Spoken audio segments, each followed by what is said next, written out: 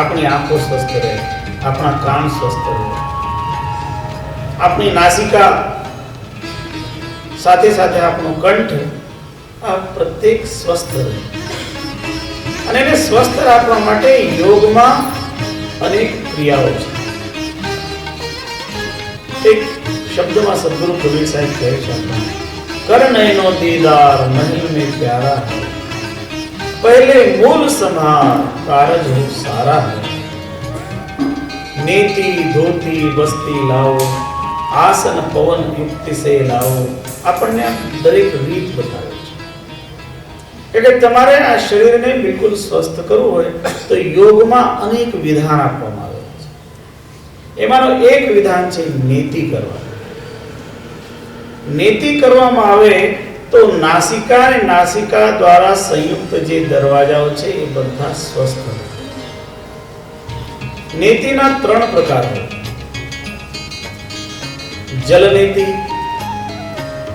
સૂત્ર નીતિ અને તૈલ નીતિ. 3 પ્રકારની નીતિ. અને એ 3 પ્રકારની નીતિ દ્વારા અંદરની સ્વચ્છતા કરવામાં આવે. તો જે જલ નીતિ છે એના દ્વારા શું કરવામાં આવે?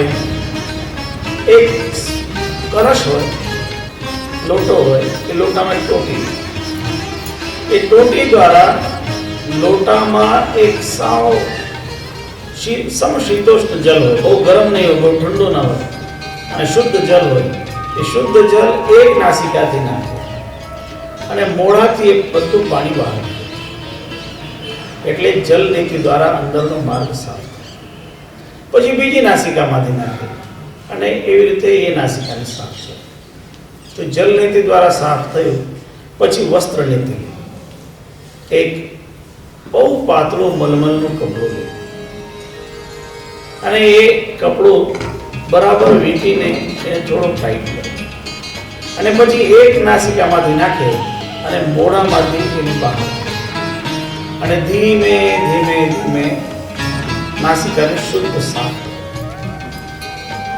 અને જ્યારે જલનીતિ થઈ, વસ્ત્રનીતિ થઈ, પછી છેલ્લે તૈલ નીતિ, એટલે થોડાક ટીપા તેલ નાખે. એ શુદ્ધ. અને તેલમાં પણ શુદ્ધ તેલ એટલે તલનું તેલ. તેલ શબ્દ જ તલથી બને છે. તલથી જ તેલ થાય. બાકી બીજા જે વનસ્પતિ છે એમના બિયાનો આપણને તેલ માણીએ બને, તેલ નહીં. તેલ તો તલમાંથી જ નીકળે. તિલેષુ તૈલમ એ નિયમ છે. એટલે તિલ શબ્દથી જ તેલ બનતો હોય છે. અને એટલે આપણે તેલ નીતિ કહેવામાં આવી છે. તો જે તેલ નીતિ છે એ પણ આપણને અંદરના નાસિકાના પડળને સાફ કરવા માટે. એટલે નાક સાફ હોય તો કારણ નાસિકા સ્વચ્છ હોય તો એ વ્યક્તિને શુદ્ધ શ્વાસ લેવામાં સરળતા. આપણે નાક સ્વચ્છ એટલે કાયમ શરદી ન હોય, બ્રોન્કાઇટિસ ન હોય, આમાં બધા જે તકલીફો થાય એ તકલીફો ન થાય એના માટે આ નેતિ નામનો પ્રયોગ છે. પછી પ્રયોગ આવતો હોય છે એને ધોતી. ધોતી એક એવો પ્રયોગ હોય છે કે એ આપણા અમાશયને સાફ કરે. કારણ આપણું જે અન્ન આપણે જે ખાઈએ એ આપણા અમાશયમાં ફેલાય તો એનું પાચન થાય અને પછી પાચન થઈને એ આપણા આંતરડામાં પ્રવેશ કરે, ત્યાં પણ વધારે પાચન થાય. તો ઘણા લોકોને એસિડિટી થતી હોય છે અને જે એસિડિટી થાય એનું કારણ છે કે એમનું જે પિત્તાશય છે એ પિત્તાશયમાંનું પિત્ત થોડું વધી ગયું હોય અને એ અન્નનળીમાં ઉપર ચડતું હોય એટલે એમને છાતીમાં બળતરા થાય. એટલે આજના યુગમાં તો ડોક્ટર્સ ઘણા બધા એને ડાયજીન આપે, ટેબ્લેટ્સ આપે અને કાં તો કહે કે ઠંડુ ઠંડુ દૂધ પીઓ. તો ઠંડુ ઠંડુ દૂધ પીએ તો એનો એસિડ થોડું ઓછું થાય. પણ એ એસિડ ન થાય એના માટેની જે ક્રિયાઓ છે એમાંની આ એક ક્રિયા છે ધોતી. પણ ધોતી ક્રિયા કરવી અઘરી છે. કારણ શું છે? ધોતી ક્રિયાનો એક નિયમ છે કે મલમલનું બહુ પાતળું કાપડ લેવું, જે 2 ઇંચ પહોળું હોય અને 24 થી 25 ફૂટ લાંબો હોય. અને એ જે 25 ફૂટ લાંબો કાપડ છે એ લાંબો કાપડ 2 ઇંચ પટ્ટી વાળું સામે એક સ્વચ્છ પાણીનો પાત્ર લે અને એ પાણીના પાત્રમાં એ ડુબાડી દે અને પછી એનો એક છેડો એને મોઢામાં પકડે અને ધીરે ધીરે એને અંદર ઉતારવું બહુ અઘરું. પહેલા તો જે શરૂ કરતા હોય ને એના મોઢામાં અંદર જાય જ નહીં, કપડો છે અંદર જાય નહીં. એટલે કરે શું? યોગીઓની યુક્તિ જ હોય. યોગી યુક્તિ છે જી પ્યાલા પ્રેમ કા પીવું, આ યુક્તિઓ કરવામાં આવતી. એમાં યુક્તિ શું હોય? એ કાપડના છેડામાં મધ લગાડવાનું. અને તો જ્યારે મધ લગાડવામાં આવે ને તો એ મધની સાથે એ અંદર ઉતરે. અને પછી એક વખત જ્યારે અંદર ઉતારવાની શરૂઆત થાય પછી વાંધો નથી આવે, શરૂઆતમાં નથી અંદર. એવી રીતે અંદર ઉતારતા 2 ફૂટ જેટલું બહાર રાખે, બધું અંદર ઉતારતો. એ અંદર જતો હોય અને મલમલનું કાપડ એ બધા પિત્તને શોધી, એટલે પછી એને એમ પાછો એનો પિંડલો વાળે અને પાણીમાં પાછું કાઢી નાખે. એટલે અંદરનો પિત્તાશય સુધી બધું સ્વચ્છ થઈ જાય. આ ક્રિયાનું નામ છે ધોતી. પછી ઉપરનો ભાગ સ્વચ્છ થયો, પણ હજી અંદરનો પેટનો ભાગ તો રહી ગયો. તો એને સ્વચ્છ કરવા માટેની જે ક્રિયા છે એનું નામ છે બસ્તી. આજકાલ બધા જ હોસ્પિટલોમાં બસ્તી ક્રિયા અપાય છે. અને બસ્તી ક્રિયાનો હવે જે હોસ્પિટલોમાં નામ વપરાય છે એને એનીમા કહેવાય છે. એનીમા એટલે આંતરડાને સાફ કરવા માટે. કારણ ડોક્ટર્સ જ્યારે ઓપરેશન કરતા હોય, આંતરડા સાફ ન હોય તો ડોક્ટર્સને ઓપરેશન કરવામાં ભયંકર તકલીફ પડે. એમાં જર્મ્સ બધી જગ્યાએ ફેલાવાની સંભાવના, ઇન્ફેક્શન થવાની સંભાવના એ ન થાય એટલા માટે પહેલા એનીમા કરાવીને આંતરડા ચોખ્ખા. તો જે જૂના જમાનામાં તો અત્યારના જે એનીમાના સાધનો છે હતા ને, ત્યારે એનીમા કરવાના જે નિયમો હતા, એનીમા નહીં, એને બસ્તી ક્રિયા કહેવાય. એ બસ્તી ક્રિયા કરવાના પૂર્વના જે જ્યારે બીજા કોઈ સાધનો ન હોય અને ઋષિમુનિઓનું તો એવું હતું કે જંગલમાં રહેતા, વનમાં રહેતા, ઝૂંપડીમાં રહેતા, ત્યારે કંઈ બહુ સાધનો નહોતા. માટીના વાસણ વાપરતા, સામાન્ય માટીની વસ્તુઓ વાપરતા. તો એ જે બસ્તી ક્રિયાનું નામ એટલા માટે પડ્યું કારણ કે એક વાંસની નળી વાપરતા. વાસળો હોય, વાસળાની પાતળી નળી એ વાપરવામાં આવતું, એટલે એનું નામ પડ્યું છે બસ્તી ક્રિયા.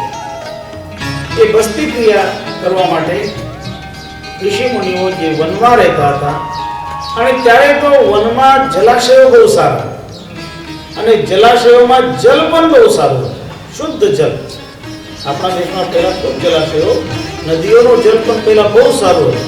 હવે તો નદીઓનું જલ પણ શહેરનો કચરો એની અંદર જવા માંડ્યો અને એના કારણે જલ પીવા યોગ્ય નથી. અહીં સુધી કે હવે ગંગાજીને શુદ્ધ કરવાનો અભિયાન ઉપાડવો પડે છે. આવો હવે જેમ જેમ શહેરી જીવન થવા માંડ્યું, જેમ જેમ કચરો આ જલાશયોમાં નાખતા થયા, તેમ તેમ અશુદ્ધિઓ થવા માંડી. પણ પહેલા તો આવું કંઈ હતું નથી. પહેલા તો જલ એકદમ શુદ્ધ હતું. એટલે એ મુનિઓ, એ યોગીઓ એ શું કરતા? પહેલા ન્યોલી નામની ક્રિયા, ન્યોલી ક્રિયા કરીને પેટને પૂરેપૂરું અંદર ખેંચવામાં આવે અને પછી જે વાંસની નળી હોય એ ગુદા દ્વારા અંદર પ્રવેશ કરે અને જ્યારે બધું શ્વાસ અંદરથી ખેંચી લે, ઉપર શ્વાસ ભરે, પેટ ખાલી કરે, તો એ નળી દ્વારા બધું પાણી અંદર ભરાય. જલાશયમાં કમર જેટલા ભાગમાં ઉભા રહે એટલે બધું પાણી પેટમાં ભરી જાય. અને જ્યારે પૂરેપૂરું પેટમાં ભરાઈ જાય એટલે પછી બહાર જાય. બહાર જઈને બધું પાણી બહાર કાઢી નાખે. એવી રીતે અંદરના પેટના ભાગને પણ સ્વચ્છ કરવામાં આવે. આવી બધી વિભિન્ન પ્રકારની ક્રિયાઓ કરીને અંદર બાહ્ય શરીરને સ્વચ્છ કરવા માટે પ્રયત્ન કરવામાં આવે. પછી જે લોકોને માનો કે ધોતી ક્રિયા કરવામાં તકલીફ પડતી તો એ લોકો માટે એક બીજી ક્રિયા યોગીજનોએ શોધી. પણ યોગીઓ યુક્તિ કર્યા કરતા, નવી નવી યુક્તિ શોધતા હોય, શેના દ્વારા એમને સારું થઈ શકે અને સરળ થઈ શકે. અને એના માટે જે યુક્તિ એમને અપનાવી એ યુક્તિનું નામ છે કુંજલ ક્રિયા. જે ધોતી ન કરી શકતા હોય એમના માટે કુંજલ ક્રિયા. કુંજલ ક્રિયા આજે પણ કરો તો સૌથી સરળ છે અને સારી છે. કેવી રીતે કુંજલ ક્રિયા? તમે 1.5 થી 2 લીટર જેટલું પાણી સવારે તમારું કંઈ ખાધું ન હોય ત્યારે 1.5 થી 2 લીટર પાણી સાવ થોડું ઘણું અને ચોખ્ખું પાણી એક સાથે પી લો. પૂરેપૂરું તમારું પેટ પાણીથી ભરાઈ જાય. પછી તમે તમારી જે વોશ બેસિન હોય ઘરમાં, જ્યાં તમે મોઢું ધોતા હોય, સાફ કરતા, હાથ ધોતા હોય, તે વોશ બેસિન પાસે જાઓ અને તમે થોડા વાંકા હોય અને ડાબા હાથથી તમે તમારા પેટને દબાવો અને જમણા હાથની 2 આંગળીઓ મોઢામાં નાખો અને જે બધું પાણી છે જે અંદર છે એ બધું કાઢી નાખો. જેટલો નીકળે એટલું, જ્યાં સુધી એ પાણીનો સ્વાદ એકદમ ચોખ્ખો ન થાય. કારણ શરૂઆતમાં એની સાથે થોડો પિત્ત જોડાયેલો છે એટલે એમાં કડવાશ હશે. જેના શરીરમાં પણ પિત્તનો અંશ હોય એટલે થોડું કડવાશ ભાવ લાગે. એટલે ઘણા જ્યારે વમન થતો હોય ને, ઉલટી થતી હોય ને, ત્યારે થોડો પિત્તનો ભાગ દેખાતો હોય. તો એ કુંજલ ક્રિયા દ્વારા આપણે પિત્તાશયને પૂર્ણ શુદ્ધ કરી શકીએ. એટલે જેને કોઈને પણ એસિડિટી હોય ને, એ એસિડિટીને મટાડવાનો સરળમાં સરળ દવા વગરનું સાધન એ કુંજલ ક્રિયા. કારણ તમે માત્ર શુદ્ધ જળથી આ તમારા અંદરની નળીઓને સાફ કરી શકો, અમાશયને સાફ કરી શકો. આપણે શું છે, આપણને અઘરું લાગે ને એટલે આપણે ડાયજિંગ બોલીએ, આ આપણા સ્વભાવની વાત છે. પણ તમે થોડીક ધીરજ રાખો અને થોડીક સાધના કરવાની કોશિશ કરો તો તમારું શરીર તમે બહુ સ્વસ્થ બનાવશો. એ આપણા હાથમાં છે. એટલે કુંજલ ક્રિયાનું ફળ પણ શરીરને સ્વચ્છ કરે. અને એનું નામ કુંજલ એટલા માટે રાખ્યું, આ બધા ઋષિ મુનિઓએ જે નામ રાખ્યા છે ને એના મૂળમાં કોઈ કંઈક કામ કર્યું છે. એ ક્રિયાને કુંજલ ક્રિયા એટલા માટે કહ્યું કે કુંજર એટલે હાથી. હાથીનો એક સ્વભાવ જે તળાવમાં જાય ને સુંડમાં પાણી ભરે અને સુંડમાં પાણી ભરે પછી સુંડથી પાણી બહાર ફેંકે. તો જેવી રીતે પાણી અંદર ભરવાનું ને બહાર ફેંકવાનું, એવી રીતે પાણી પીને બધું પાણી બહાર કાઢવાનું. આ ક્રિયા કુંજલ ક્રિયા. યોગની અંતર્ગત આ બધી ક્રિયાઓ શરીરને સ્વસ્થ કરવા માટે જરૂરી છે. અને આ બધી જ ક્રિયાઓનો ફાયદો છે. એવું નથી કોઈ ક્રિયા નુકસાન કરતી હોય. તમે યોગ્ય ગુરુના સાનિધ્યમાં રહીને આ બધી ક્રિયાઓ કરો તો ક્રિયાઓ અનેક રોગને મટાડી શકે. પણ જેમ સ્વચ્છ થઈ જશે શરીર અંદરથી, જેમ જેમ સ્વસ્થ થશે, એટલા માટે આ યોગની ક્રિયાઓ સહાય અને એના દ્વારા શરીર થાય છે સ્થિર. કબીર સાહેબ કહે તન સ્થિર. તો સૌથી પહેલા આપણું શરીર સ્થિર થવું જોઈએ. જ્યારે આપણું શરીર સ્થિર હશે તો આપણે મનને સ્થિર કરવા માટે સરળતા રહેશે. તમે જોતા હશો કે તમારા શરીરમાં ગમે ત્યાં દુખાવો હોય તો તમારું મન ત્યાં જ જાય. તમારું ઘૂંટણ દુખતા હોય ને તો